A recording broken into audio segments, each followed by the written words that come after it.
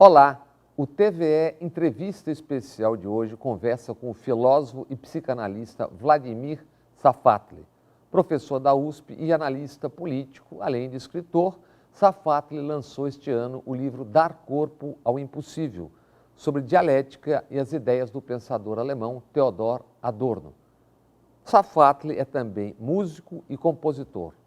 Professor, muito obrigado por ter aceitado esse convite da TVE, que é a TV pública da Bahia, para esta conversa. O seu livro Dar Corpo ao Impossível, o sentido da dialética a partir de Theodor Adorno, foi lançado em Salvador. Você termina o livro citando Guimarães Rosa, no Grande Sertão, com Riobaldo afirmando: "Amável senhor, o senhor me ouviu, minha ideia confirmou que o diabo não existe. Pois não? O senhor é um homem soberano, circunspecto. Amigos somos, nonada. O diabo não há. É o que eu digo. Se for, existe, é o homem humano. Travessia." Entendendo e mal resumindo dialética como o entrechoque de ideias, contradições em busca de novas ideias, e não sendo citado o cramunhão no sentido teológico e moral, como você mesmo escreve, o que é ele? O que ele representa nesse enunciado? Foi bom você ter lembrado isso, porque, na verdade, a história da recuperação da dialética a partir do século XIX foi muito marcado pela ideia de que a dialética era algo, digamos assim, diabólico. Né?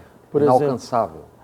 Por exemplo, se você pensar no Fausto do Goethe, né? Porque o Mefistófeles do Fausto, ele é pensado, entre outras coisas, tendo referência ao Hegel, né? Quando, por exemplo, o diabo fala, eu sou o espírito que sempre nega, né? Porque dentro da nossa tradição, quer dizer, o diabo tem um pouco essa figura daquele que inverte as suas palavras, ele inverte o sentido das suas palavras. Ele faz com que o que parecia certo errado, o que parecia errado ser certo, certo? E de uma certa maneira, a dialética sempre teve essa característica de colocar em questão as certezas fundamentais do uso da linguagem. Isso é dialética.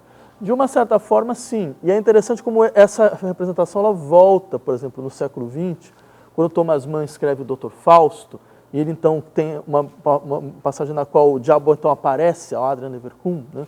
Ele aparece na figura do Adorno. Né? Então ele fala um pouco como Adorno, ele tem mais ou menos a mesma cara, ele descreve mais ou menos da mesma forma. Então, quando, lendo Guimarães Rosa, vi que a questão do diabo era fundamental, eu pensei que seria interessante fazer uma certa relação, porque é claro, quer dizer, a questão fundamental do diabo dentro do Grande Sertão Veredas, ele é a possibilidade de que as coisas que estão nos seus lugares saiam do lugar.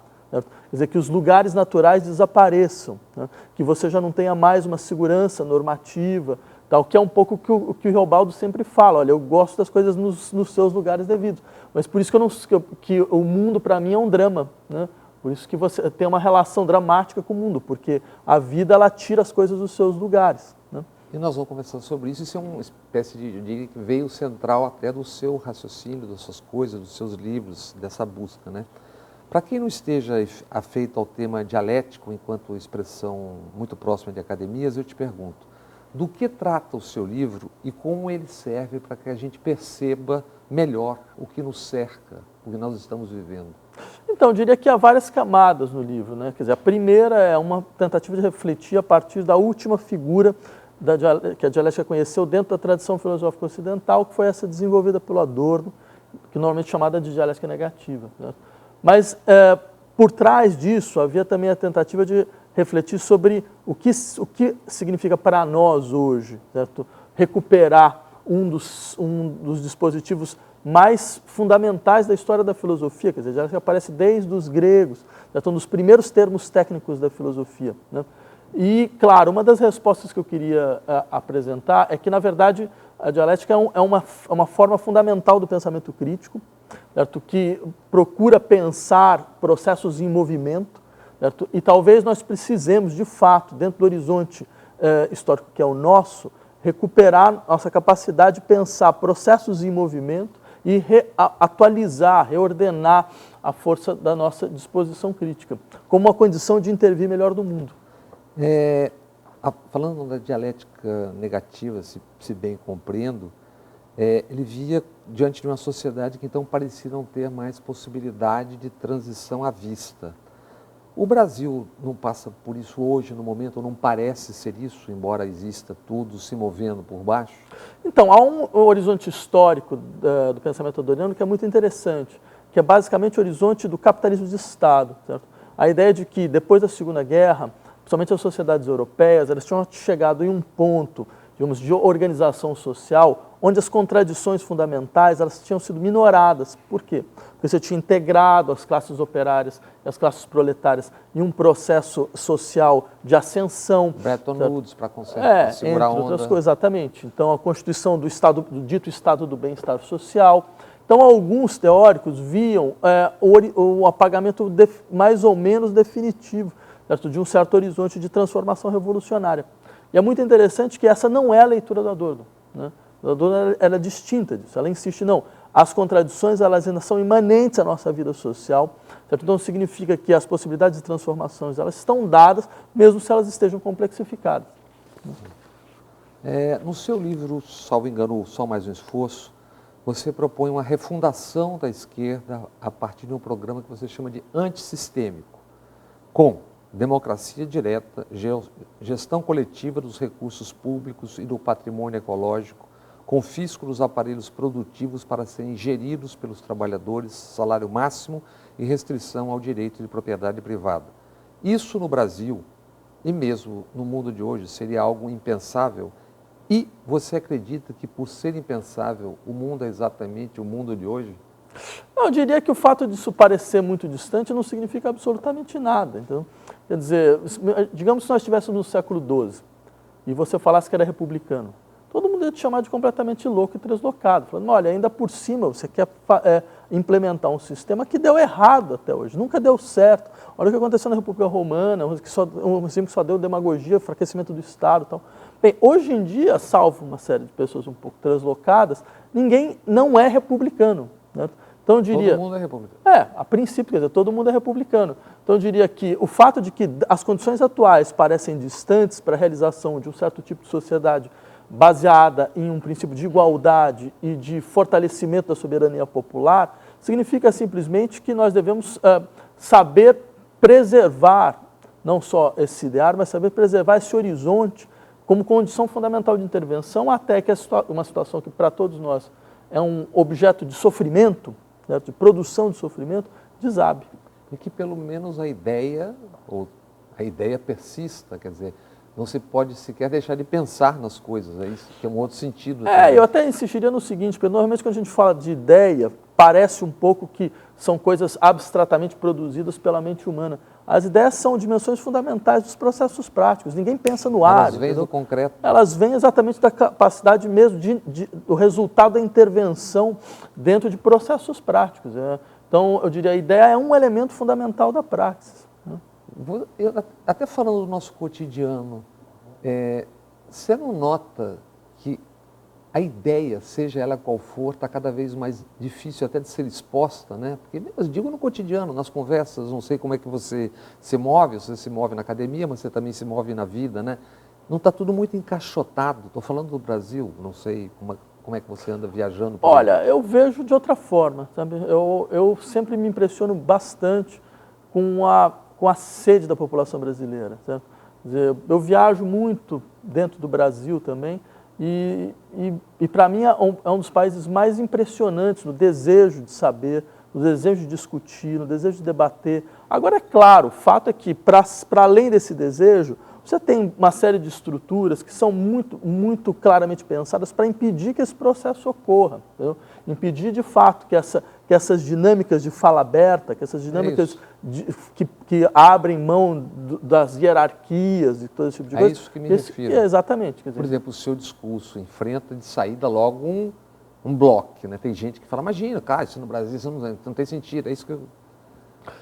Mas eu acho que isso faz parte um pouco do processo mesmo, né? O que eu acho que falta, no nosso caso, no sentido mais forte, é dar ouvido a esse desejo popular, né? Quer dizer, eu acho que tem um desejo popular muito forte. O Brasil tem uma história de experiência, de reflexão, de ação, que é enorme, certo? Mas é claro, existe uma gestão da memória, existe uma gestão da fala, existe uma gestão da escuta. Isso vaza pela arte, pela música, pelo não sei o quê. Mas, por exemplo, nós estamos aqui na TVE conversando sobre dialética, sobre tudo isso. Num país que é um continente e que nem futebol é discutido em TV aberta. Não tem nenhum debate, salvo uma meia-noite na Band, no domingo, nada, falando do ponto de vista de massa, nada é conversado publicamente. Olha, eu parto do seguinte pressuposto, eu acho assim, uma das fórmulas fundamentais da sujeição é a tentativa de dar a impressão de que a população é composta por nécios, entendeu? Por gente estúpida. Certo? Essa é uma das formas clássicas da sujeição social. Isso foi aplicado no Brasil de maneira a torta e a direito pela sua elite. Né? Só que eu acho que nós vemos no processo concreto é algo completamente diferente. Certo? Mas isso é negado, quando eu digo que não há um espaço para o debate, como a gente está conversando aqui, nós estamos conversando abertamente sobre qualquer coisa. Não há, nos meios de comunicação de massa, nenhum debate. Há muito pouco, é verdade. Há muito pouco, e eu acho que sobre vários exemplos, por exemplo. Se você pega debate na área econômica, porque eu acho que isso é um dos mais sintomáticos. Né? O famoso o mercado. Exatamente. Essa é uma entidade que, além de ser totalmente abstrata, é muito interessante como ela fala a mesma coisa sempre em todos os lugares. E é una, indivisível. Exato, e onipresente. É onipresente. Então, se você tem a impressão de que não existe debate econômico, você vai procurar alguém que tem um tipo de visão de confronto, por exemplo, pega a coisa da reforma previdenciária. Quantas vezes a gente conseguiu ouvir economistas que falavam, veja só, a reforma previdenciária é uma loucura completa. Certo? Quer dizer, a ponto de falar, não, mas isso seria irracional, falar dessa maneira. Então você vai limitando radicalmente o modo de circulação das visões, exatamente para que a população tenha a impressão de que não há outra saída. E a propósito desse tema Previdência, o que você pensa do que está sendo feito, como foi feito e onde isso se insere? Eu acho que essa foi uma das maiores derrotas da história da classe trabalhadora brasileira, certo? Que demonstra muito claramente um desenvolvimento de um tipo de processo baseado pura e simplesmente na concentração. Veja, nós estamos num momento onde não é verdade que o Brasil está em crise. Eu não consigo entender como é possível um país em crise com seu sistema financeiro tendo lucros recordes. Só no último trimestre, um Banco Itaú teve 7 bilhões de reais de lucro líquido. Certo? Que tipo de crise é essa? Isso não é uma crise, isso é uma transferência de renda, isso é uma transferência de capital, entendeu? O capital está sendo transferido, quer dizer, a classe trabalhadora está se pauperizando e você está tendo um processo de concentração cada vez mais forte. Dentro dessa dinâmica, a reforma previdenciária é um elemento deste processo. Certo? Porque ele pauperiza a classe trabalhadora, por um lado, e, por outro lado, ele vai preservando, certo, todos os gastos da elite financeira empresarial. Veja, a gente está falando de um país onde você tem estados onde a expectativa de vida é 67 anos.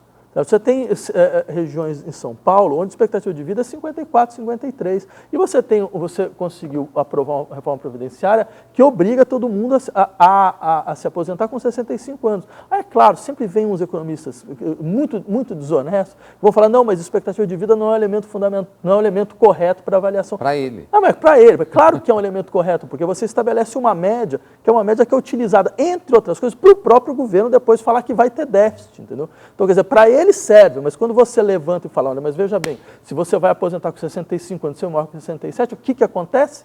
Você submeteu todas as pessoas, todas essas populações a um processo de esgotamento dentro do horizonte de trabalho, que é uma mera e simples alienação. E a pagar por algo que quando ele acabar não vai usar, quase que não vai ter tempo. E aí eu diria mais uma coisa, eu acho assim, uma perspectiva de esquerda realmente de verdade, certo? Porque o que aconteceu foi a gente teve situações onde alguns falaram, não, a esquerda precisa ter sua proposta de reforma previdenciária. A esquerda não tem proposta de reforma previdenciária, ela nunca terá, certo? Porque, em última instância, não se trata de fortalecer a sociedade do trabalho.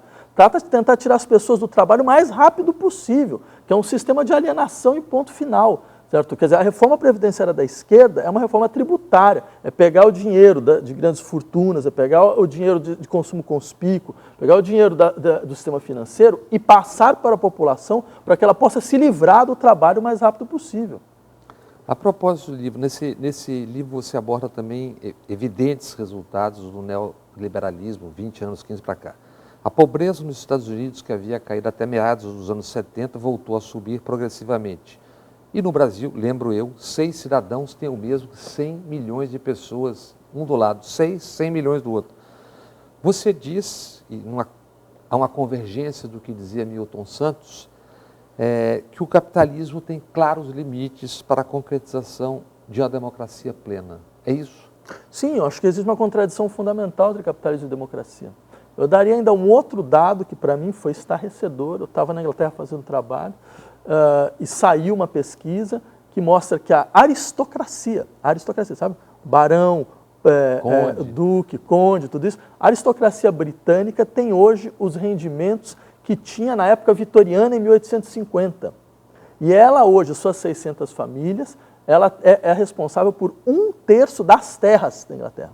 Então, ou seja, que tipo de sistema é esse? Exato, mas percebe, uma coisa que eu acho interessante o capitalismo ele tem uma estrutura feudal, ele guarda um núcleo feudal de acumulação, certo? Então ele tem esse arcaísmo que ele não supera o arcaísmo, ele é parte constitutiva do seu funcionamento normal, certo? É claro, um sistema desse é contrário a um princípio básico da democracia, que a democracia ela é um regime de igualdade radical baseada num procedimento fundamental, não é igualdade como homogeneidade, não é igualdade enquanto unicidade, é igualdade enquanto todos têm o mesmo poder. Mantenham-se. E para que todos tenham o mesmo poder, não é possível que você tenha esse processo de concentração de renda, que quebra o fato de que todos possam ter o mesmo poder.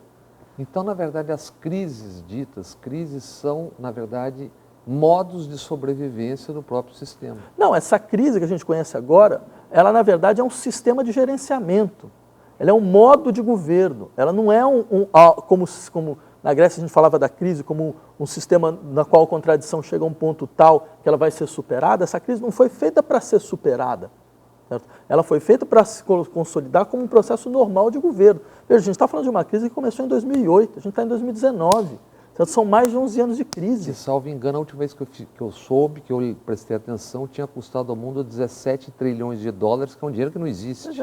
Como o dinheiro não existe. Exato. É uma ficção. Mas o que é interessante é que, através desse discurso da crise, você pode colocar setores e setores da população contra a parede, dizendo, olha, veja bem, nós precisamos então de uma política de austeridade, todo mundo precisa colaborar, a situação ela é periclitante. Veja, isso enquanto você tem todo esse processo de concentração intocado, isso quando você tem todo esse processo de autovalorização do capital no interior do sistema financeiro intocado. Certo? Agora, o que é interessante dentro dessa discussão é o seguinte, veja como o que está sendo submetido a nós não é uma política econômica, é uma psicologia moral, certo?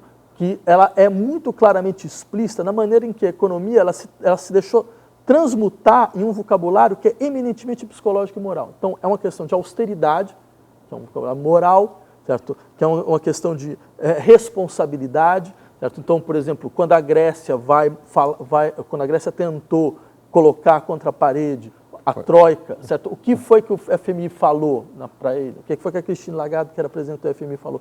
Vocês estão agindo como crianças. Certo? Vocês estão sendo infantis. Então, você percebe? É todo um vocabulário, na verdade, que é psicológico. Porque é isso que eles têm a oferecer. Quer dizer, não se trata de uma racionalidade econômica, trata de uma tentativa de doutrinação moral. Professor, em um artigo recente seu no El País, você afirma que a eleição presidencial foi uma farsa que carece de legitimidade. Como é que você descreve esse processo? De fato, acho que a eleição de 2018 foi uma eleição onde os processos de intervenção externa para que o resultado que foi alcançado fosse alcançado foram tão grandes que não há outra alternativa a dizer, a não ser que de fato não houve uma eleição. Percebe? É uma eleição na qual você pega o candidato que está à frente, ou seja, que tem todas as chances de ser o eleito, e prende o candidato. Mas dentro de um processo, que é o mínimo que se possa dizer, que é um processo completamente distorcido. Eu não estou falando se ele era inocente ou se ele era culpado. O que está ficando claro agora com os vazamentos do Intercept. Então, não é a questão de saber se ele era inocente ou ele era culpado. O que eu acho é outra coisa, que ele deveria ser julgado e que ele tinha o direito de um julgamento justo. Agora, um julgamento feito por alguém que tem interesses fundamentais no resultado do processo, não pode ser um julgamento justo. E a gente tinha um juiz que tinha como interesse fundamental ser presidente da República. Que os 2,5 bilhões de... Americano não dá dinheiro para ninguém, os 2,5 de dólares, 2,5 bilhões para a fundação do Dallagnol, na verdade, era um dinheiro para 2022. Porque ainda tem um caso de corrupção brutal, quer dizer, você puxa o dinheiro, que a princípio era o dinheiro da Petrobras, para o uso privado de um grupo de procuradores. É uma coisa completamente inacreditável. É inacreditável, exato. Mas veja que fato, porque muitas vezes se fala, não, mas na verdade tudo isso, essas regras precisavam ser quebradas para que a gente pudesse, enfim, lutar contra a corrupção. Ninguém lutou contra a corrupção, isso é uma farsa. Na verdade, você tinha interesses privados muito claros que guiaram todo o processo. Essas pessoas lutaram em seu benefício próprio, ou seja, para que depois elas pudessem ser alçadas ao centro da política nacional, como agora elas são, certo? E que depois elas pudessem ser qualificadas como candidatas a presidente na eleição de 2022. Certo? Isso é uma das coisas absolutamente inacreditáveis. Quer dizer, veja, ninguém está falando, mais uma vez, volto a insistir, ninguém está falando que, por exemplo, o senhor Lula era inocente ou culpado, certo? Mas está falando que esse processo era um processo que, em hipótese alguma, poderia ter ocorrido dessa forma. E isso macula o processo eleitoral de maneira central. Você fala da narrativa sendo manietada na economia e o mesmo se dá na política, né? Porque, por exemplo, como é que o presidente da República e o ministro da Justiça, tendo exatamente acontecido tudo isso, visita a CIA e o FBI quando vão aos Estados Unidos? Olha, o mínimo que se possa dizer é que essas histórias, se percebe, elas são muito opacas. Esses processos são extremamente opacos. E a população brasileira teria o direito de saber o que de fato está acontecendo, quais são os sistemas de influência, certo? Afinal de contas, quem está interessado em quê dentro dessa dinâmica. O que se vê na verdade, é um país traumatizado por esses processos. E cujos resultados a gente está vendo agora.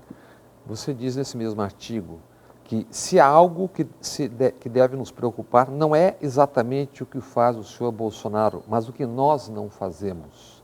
Essa frase busca traduzir os impasses em definições que caracterizam a ação da oposição nesse momento? Sim, porque eu acho o seguinte, Bolsonaro não tem ilusão de governar o país. Já falou, o país é ingovernável. Certo? Então ele não governa. Certo? O que ele faz, ele mobiliza, é outra coisa. Tensiona. Ele mobiliza continuamente, certo? O seu setor de apoiadores, que dá mais ou menos 30% da população. E eu insistiria, este setor, ele não vai abandoná-lo. Ele vai com ele até o fim.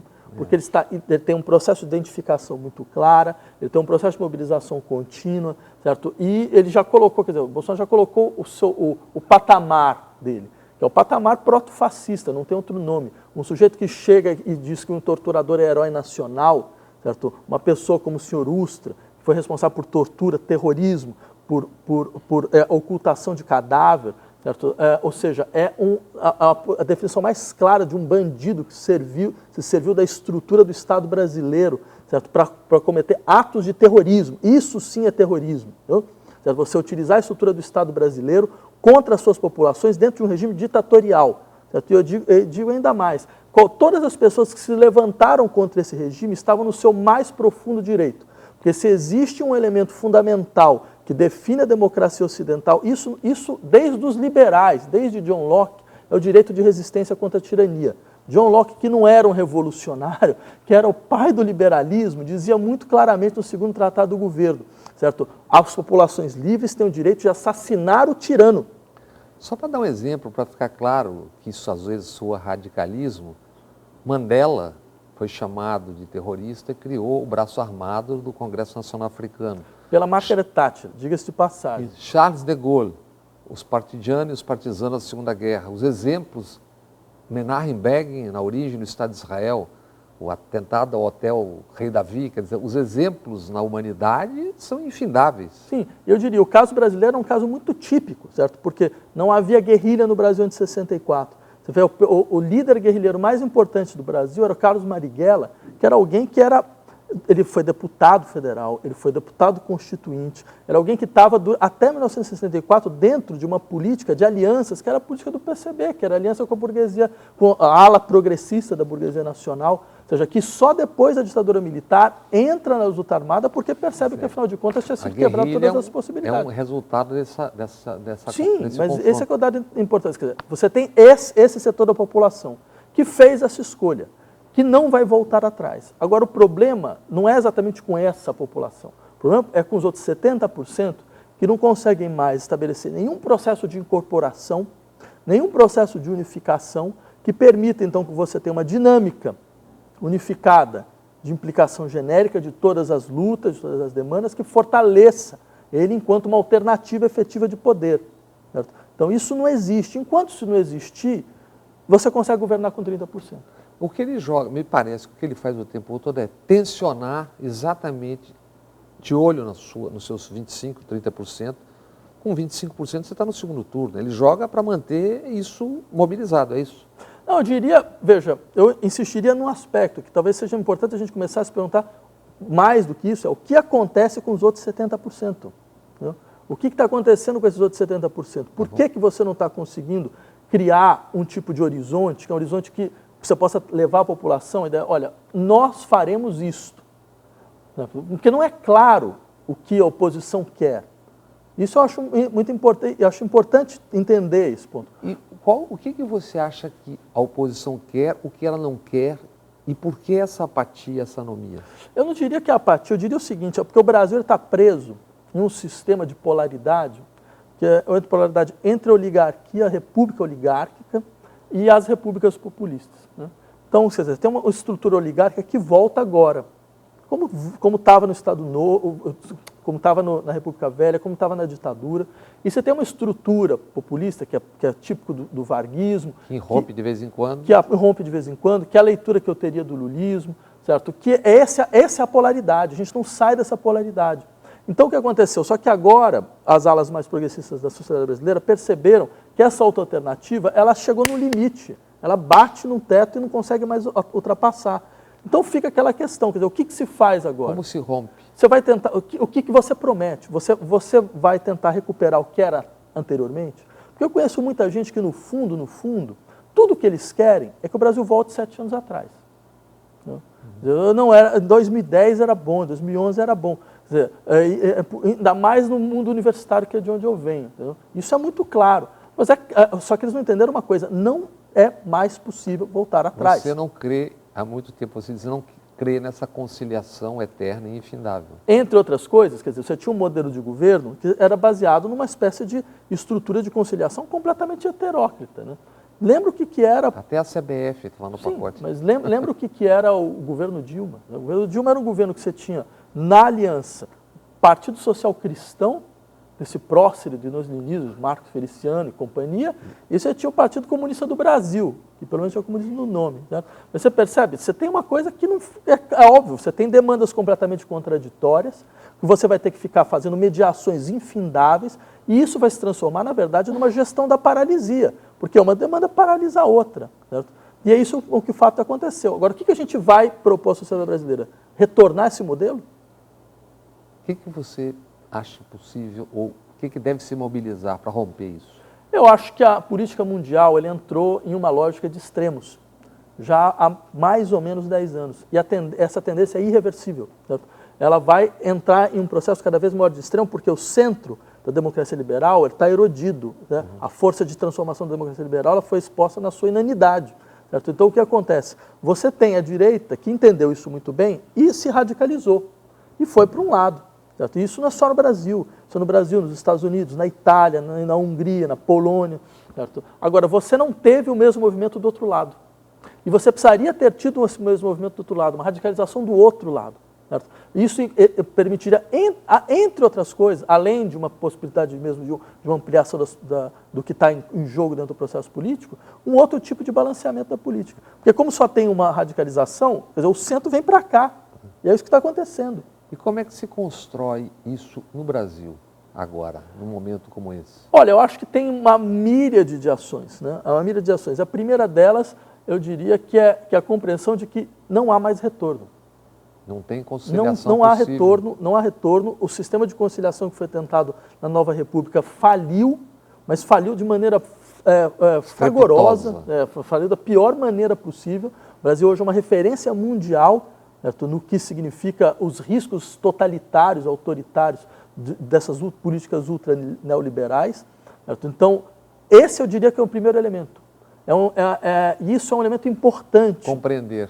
Eu diria sentir que de fato não tem Não tem como recuperar o que foi feito na Nova República. Daqui para frente, a gente precisa levar em conta este fracasso. O Brasil fracassou na sua tentativa de criar uma democracia. Ele não conseguiu criar uma democracia. O que nós tínhamos não era uma democracia.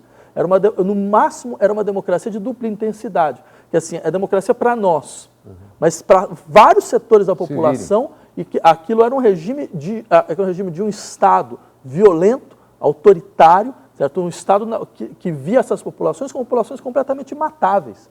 Certo? É importante entender isso. A gente viveu mesmo na Nova República em uma história de chacinas, e uma história de... Exatamente. Mais de 1,5 milhão de mortos nos últimos 35 anos por violência. E normalmente violência do Estado, violência do aparato policial do Estado, violência de uma polícia militar, que é uma aberração em termos, certo? Porque afinal de contas, praticamente país nenhum tem uma polícia militar. Certo? A polícia militar desses países são polícias que policiam quartéis e fronteiras. No caso do Brasil, não. Você usa a lógica militar contra a população civil. Você gerencia uma guerra civil. Tem um episódio recente, você deve ter visto, da polícia do Pará cantando na frente do governador, arranca a cabeça, pendura no poste, pena de morte à brasileira. Pois é, essa é a polícia brasileira. Esse é o Estado brasileiro. Isso não é uma distorção, essa visão real do Estado brasileiro para setores fundamentais da sua população periférica, da sua população negra, certo? Então, isso é evidente que isto foi o que nós conseguimos criar. E em nenhum momento nós entendemos que um dos elementos fundamentais da política no Brasil é como destruir esta máquina necropolítica do Estado brasileiro. A parte muito e tudo mais, isso tudo, um ponto de vista que eu não sei se é psicanalítico, Bolsonaro não lhe parece ser um imã e ao mesmo tempo um reator de ressentimentos, quer dizer, tem uma coisa de que ele atrai tudo que tem de várias formas, de vários lugares, parece que ele atrai o ressentimento, processa e devolve isso nesses discursos que mantém isso, atiça isso, não tem um caráter psicanalítico de massa nisso tudo? Olha, por um lado, eu insistiria o seguinte, ele entendeu, coisa que outros não entenderam, que existia uma demanda anti-institucional na sociedade brasileira. Um ressentimento nessa forma. Mas eu diria que não é só ressentimento, porque há um juízo correto. Existia uma compreensão da sociedade brasileira de que a estrutura institucional que o Brasil criou não dava conta das aspirações que eles tinham de transformação social. Agora, dentro desse processo, você sempre tem a possibilidade e o seu risco. Dentro da compreensão de que você tem uma demanda institucional forte, então você pode fazer uma guinada reacionária, dizer, de fato, essas instituições não deram certo, vamos voltar a um governo forte, né? Ou você pode fazer uma guinada de transformação efetiva, falando, de fato, essas instituições não deram certo, agora é hora de fortalecimento do poder popular. Certo? Ele dá a primeira alternativa. Ele fornece a primeira alternativa. E aí ele mistura isso com um horizonte do imaginário popular, do imaginário brasileiro, de que esse país é um país sem lei, desfibrado, é preciso uma mão forte. Mesmo que essa mão forte seja uma mistura de militar e palhaço, né? Mas na verdade só pode funcionar dessa maneira. Né? Isso que a gente chama de apatia, não me diga que você diz que não existe, porque a sociedade se move, tá? Mas você não...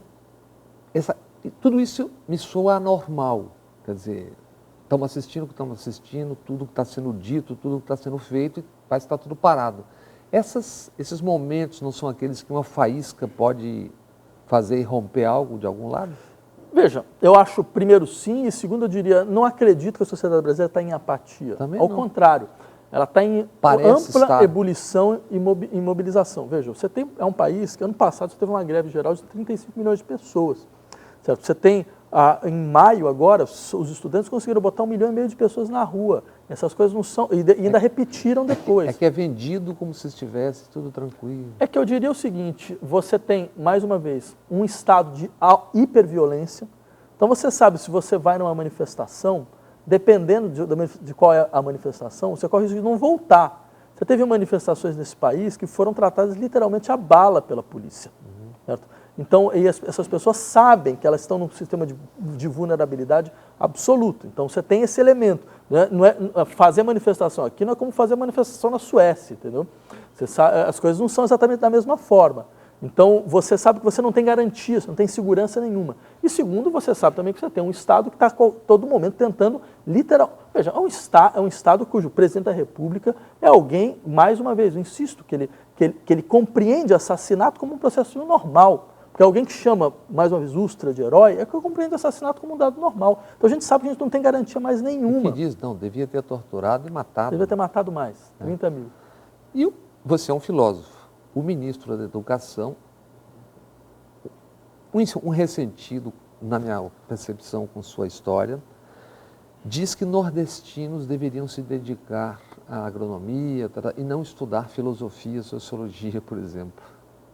Olha, eu acho duas coisas. Eu poderia aí falar um monte de impropério, mas acho que não é o caso. Então, eu acho duas coisas que são absolutamente problemáticas. A primeira delas é, o Brasil nunca, na sua história, teve uma divisão regional tão explícita assim. Isso é de um perigo inacreditável para a sociedade brasileira. Certo? O Nordeste é um outro país em relação ao Sul. República Federativa do Nordeste. Exato. Então, e acho assim, o mínimo que se pode imaginar, mas aí é uma questão nem de esquerda ou de direita, nem nada. O mínimo que se podia esperar de alguém que ocupa os cargos fundamentais do governo é compreender o tipo de barril de pólvora no qual o país está e tentar diminuir esse processo, ao invés de jogar fogo onde não deve ser jogado. Então, acho esse é um elemento absolutamente decisivo e central. E o segundo, sobre a questão da educação, o dado é muito claro. Não há uma política de educação desse governo. Não há nada parecido com uma política de educação do governo. Não há projeto. Quer dizer, o que existe é um dado da seguinte natureza.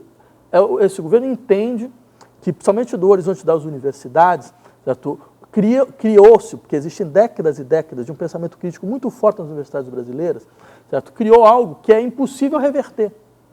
Você não vai ter uma universidade conservadora no Brasil, certo? Porque você tem 4 décadas de pensamento crítico que constituiu a Universidade Nacional. Então, você tem uma coisa, ainda mais agora que você tem um processo, quer dizer, agora é a primeira geração onde a gente vê, nas universidades federais, 54% dos alunos são negros, 52% são mulheres.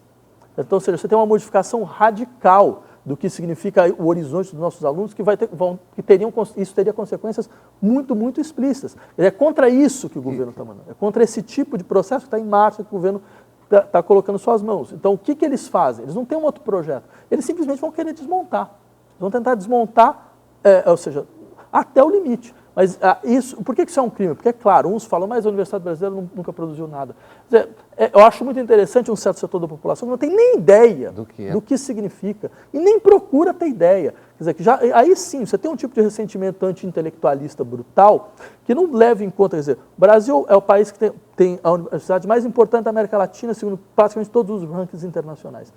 E eu digo mais, o Brasil só não aparece melhor em rankings internacionais, porque os rankings são completamente distorcidos. Porque, por exemplo, você pega uma universidade como a Universidade de São Paulo, 100 mil alunos. Você compara com a universidade como Harvard. Quantos alunos você acha que tem em Harvard? Chute. 14 mil.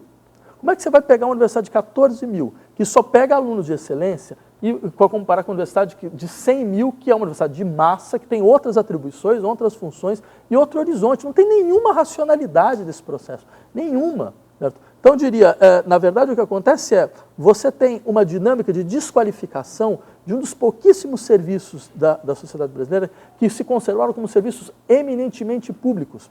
Essas universidades federais são universidades nas quais você não paga absolutamente nada. Isso é raro no mundo.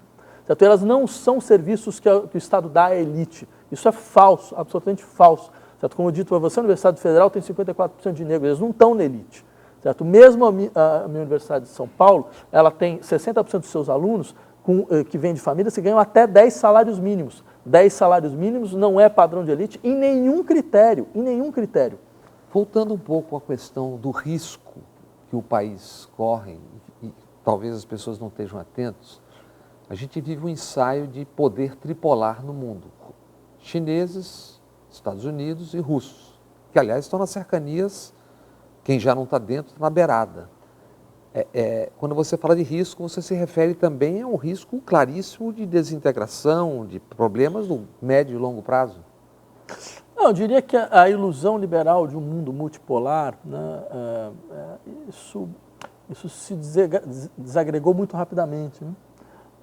É muito possível que essas relações internacionais elas sejam de fato um espaço de uma espécie de realpolitik, né, onde E aí vem uma questão interessante, quer dizer, mesmo que os Estados-nação eles já não tenham mais nenhuma função dentro desse horizonte, né, as lógicas internacionais não conseguiram constituir um modelo, de fato, de estrutura transnacional baseada em uma existência de uma soberania popular transnacional, né?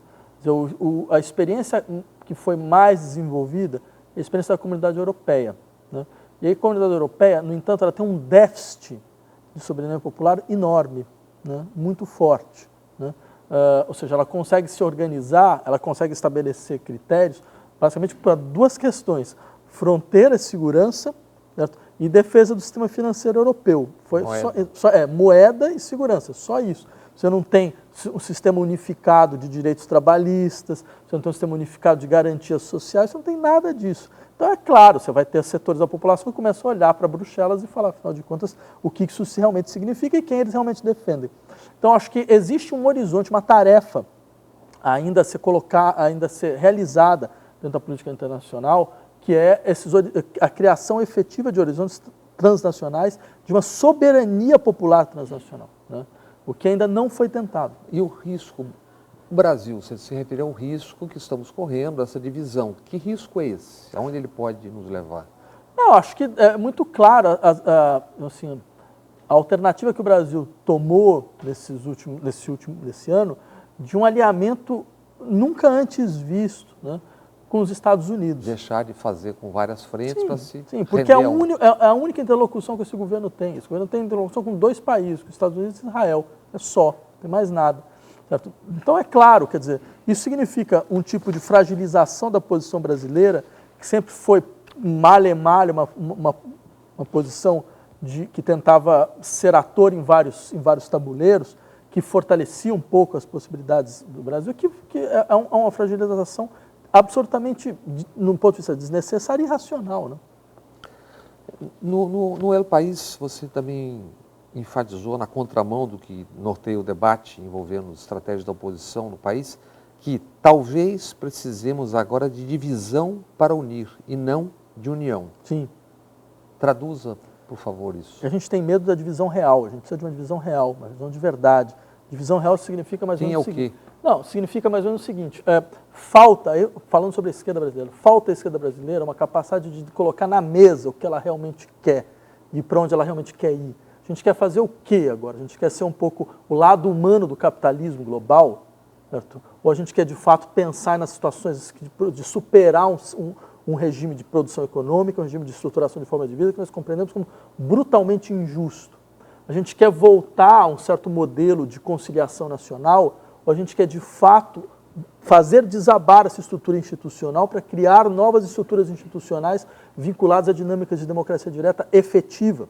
A gente quer controlar a sociedade brasileira ou a gente quer permitir que ela seja realmente descontrolada, mas no sentido de que o poder volta, então, quer dizer, num horizonte no qual governar não vai ser mais dirigir, mas vai ser garantir as condições para que as pessoas dirijam-se a si mesmas.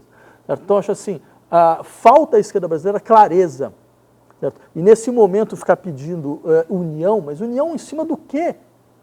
União em cima do vazio?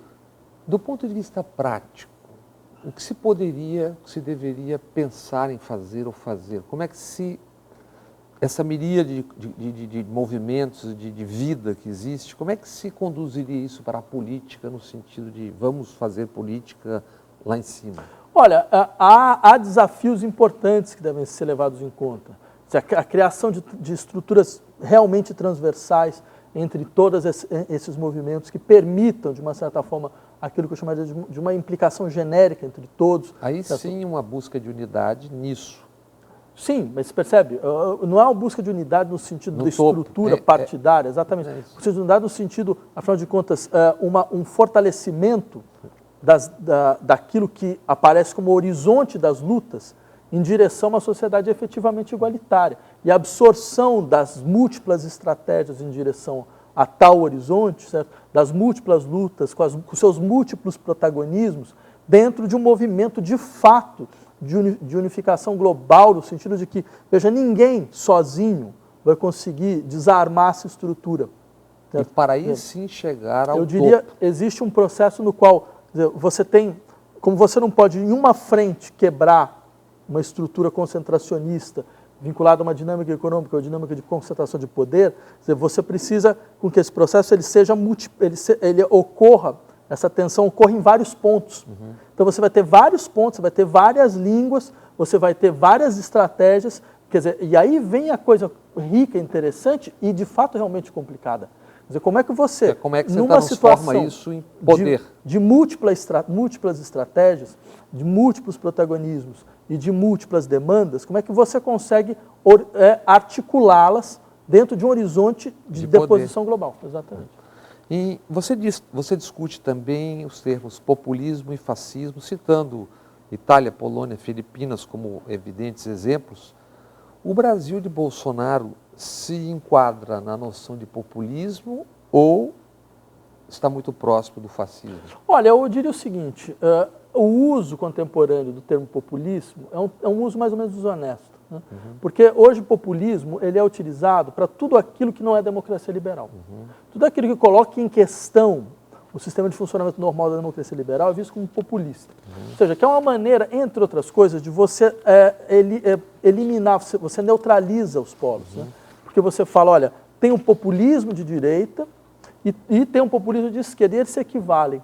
Eles são, ou seja, a ideia do populismo aparece como uma irracionalidade no interior do processo político. É a irracionalidade das emoções, dos afetos, do vínculo à liderança e coisas dessa natureza. Eu diria, esse uso é desonesto. Esse uso é desonesto porque, claro, existe populismo. E tem um uso analítico, porque esse uso é pejorativo. É contra a racionalidade, né? Daqueles que atingiram a maioridade democrática, a maturidade democrática, existem as regressões populistas. Né? Então, eu diria, existe um uso analítico preciso, ele dá conta de algumas coisas da política brasileira, sim, porque ele diz respeito a como se cria hegemonia dentro de um processo de fragmentação global de demandas. Certo? Isso funciona no Vargas, isso funciona no Lula. Quer dizer, veja, o que significa isso concretamente? Você tem um sistema na qual você tem múltiplas demandas contraditórias entre si, e elas vão se unificar dentro de uma espécie de significante central, que normalmente é dado pela liderança. Lembra o Vargas dizendo, meu problema não são os meus aliados, desculpa, meu problema não são meus inimigos, meu problema são meus aliados. Que aliás foi o problema de... Exatamente. Você tem Lula, aliado Dilma. de tudo quanto é jeito, como é que você faz para fazer a aliança funcionar? E o que é o Bolsonaro, o que é o governo Bolsonaro? É um governo proto-fascista. Eu estou falando muito claramente. Eu não utilizaria esse termo de maneira de maneira irresponsável, certo? Porque como professor de filosofia, pelo menos uma coisa a gente aprende. As palavras elas realmente têm peso, certo? Então eu realmente defendo isso de uma maneira analítica. Ele é um governo de tendências proto-fascistas. Se você levar em conta, afinal, por que isso? Você fala, mas o fascismo ele era corporativista, ele não tem nada a ver com esse horizonte neoliberal. Veja, ninguém está esperando que você tenha uma recrudescência do fascismo tal como apareceu nos anos 30. O que não impede que você possa utilizar o termo. Porque, é claro, dentro dos processos históricos, você tem modificações. República não é a mesma coisa hoje na República de Veneza e na República Romana. Os generais estão no governo. Mas eu insistiria no seguinte, o que você tem? Você tem uma adequação de um horizonte de política ultraliberal, ultraneoliberal, a um tipo de prática política extremamente fascista. Entre outras coisas, peguem, por exemplo, o caso de um jurista fascista como Carl Schmitt. Schmitt descreveu um dado muito interessante em 1932, dentro de uma conferência que ele fez, onde ele falava, olha, o que nós queremos, na verdade, né, é uma despolitização da sociedade. O Estado, ele vai ser um Estado total em que sentido? Não porque ele fala mais ou menos o seguinte, aí vale a pena a gente prestar atenção. A democracia é um Estado total, a democracia parlamentar. Porque todos os setores da sociedade têm exigências. Então o Estado tem que ficar fazendo mediação em tudo quanto é lado. Então, ou seja, ele está presente em tudo, ele tem que ajudar nas negociações. Não é possível fazer isso. Por quê? Porque isso quebra, olha só, o que ele dizia, um nazista dizia, isso quebra a liberdade de empreender, isso quebra a liberdade de iniciativa, isso quebra a liberdade do campo econômico. Ou seja, ele tem uma visão, do ponto de vista econômico, liberal. Certo? Então, qual que é a questão fundamental? É necessário, então, que o Estado saia dessa mediação, certo? e que ele, na verdade, constitua como outro tipo de Estado total. Quer dizer, sair significa quebrar a força política da sociedade. Então ele impede que a sociedade se politize, para que ele possa liberar ao campo econômico para um campo no qual, bem, na verdade, não tem livre iniciativa nenhuma, porque é a lógica dos monopólios. Certo? Aí vem um dado interessante, se fala do estatismo, do fascismo, do nazismo. Eu quero saber qual foi a empresa estatizada sobre o nazismo e o fascismo. Nenhuma. Toda a estrutura econômica da indústria monopolista foi preservada. Certo? Todos os grandes industriais preservados estavam lá, era um elemento fundamental do Estado nazista. Certo? Então, simplesmente para dizer, o que você tem? Um governo hiperautoritário, de despolitização fundamental da sociedade, que preserva um eixo fundamental da economia da sua intervenção no interior da luta de classe. Esse modelo era o modelo do Pinochet. E não é à toa que alguém como Hayek, que era um dos grandes pensadores do neoliberalismo, defendeu o Pinochet com unhas e dentes. Ele falava, Hayek é aquele que falava, olha, a democracia ela tem que ser uma democracia limitada. E eu prefiro uma ditadura liberal a uma democracia iliberal. Ele foi falando em 1981, no jornal El Mercúrio, que era base do Pinochet, no Chile. Então eu diria, esse é o nosso modelo. E vindo da ditadura, o Brasil percorreu um caminho distinto de outros países da América Latina, de uma certa forma até o Chile, em relação às arbitrariedades e ilegalidades. Que efeitos esse processo provocou? E a gente está vendo agora mais de uma centena de militares no governo, a gente está vendo a questão das milícias, tudo isso. Como é que você vê? Isso fragilizou brutalmente a situação brasileira. O Brasil é o país mais fragilizado do ponto de vista das suas defesas democráticas, exatamente entre outras coisas, por causa disso. Outros países como a Argentina, Chile e Uruguai, eles tiveram justiça de transição, eles colocaram torturadores na cadeia. O Brasil é o único país da América Latina que não colocou nenhum torturador na cadeia. E eles não deixaram de existir, aquela massa de operadores foi para as secretarias de segurança. Então, etc, o resultado é, segundo um estudo de uma socióloga norte-americana chamada Catherine Sickens, o Brasil é o único país da América Latina que tem mais casos de tortura hoje do que na ditadura militar. Se tortura mais hoje no Brasil do que na ditadura militar. Isso diz alguma coisa muito séria a respeito de que tipo de país é esse. Exato.